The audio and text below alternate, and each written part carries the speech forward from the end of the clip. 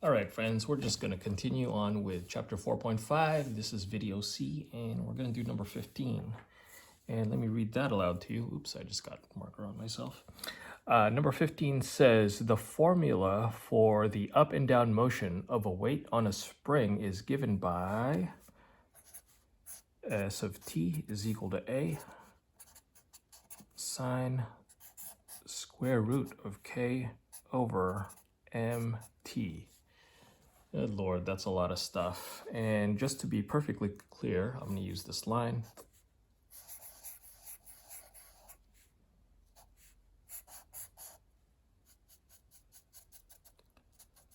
What they're talking about is if there's a spring that's hanging or on a flat surface and you pull down on it and release, it'll go up and down, up and down.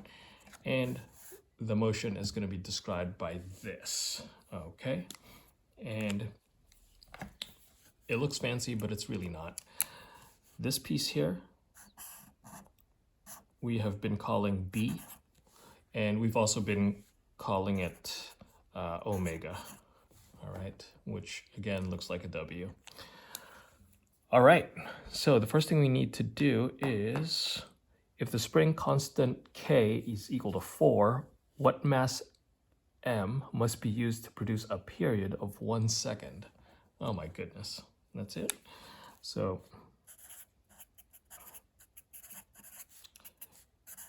period is equal to 1 second. And I also know that period is equal to 2 pi over b. Okay. And my b in this case is up there, square root of k over m. All right, so let's just plug it. Let's set everything up here algebraically. Period, give me some space. Period equals 1 equals 2 pi over b is up there, square root of k over m. And in the problem, they say k equals 4. I should have written that instead of k here. But you know what? I'm going to cheat. K equals 4. That's a 4 now. And all I have to do is solve for m. So now this is just doing algebra. All right. First thing I'm going to do is start doing everything in blue now.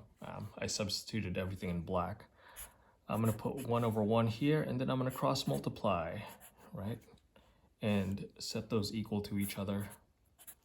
And I get 2 pi equals the square root of 4 over m. Easy, easy. And I'm going to run out of space, so I'm going to go sideways a little bit. Square root of 4 over square root of m. Okay? I don't like all these square roots, okay? So I'm just going to square the heck out of everything. Go back to black. I can square the left. I can square this. And just to be thorough, I'm going to square that as well. So square everything, and you're left with 2 pi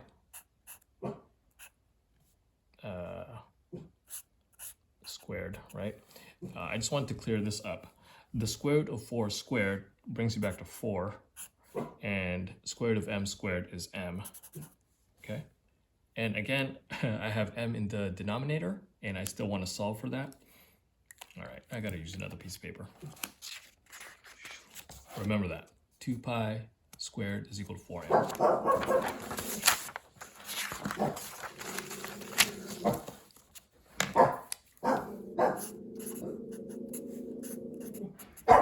Hey, Evie, the dogs. Go away, man. All right, Evie's in the video again. Equals 4 over m. And all I have to do is solve for m. So 4 pi squared, I'm just simplifying that. Excuse the dog. I'm going to put that over 1 and cross multiply, right? Oop, I should do that. Note that in blue. Okay. And I get, actually I could just swap these positions here and get m equals 4 over 4 pi squared. Okay. 4's drop out. Now this is weird. This is a mass, 1 over pi squared.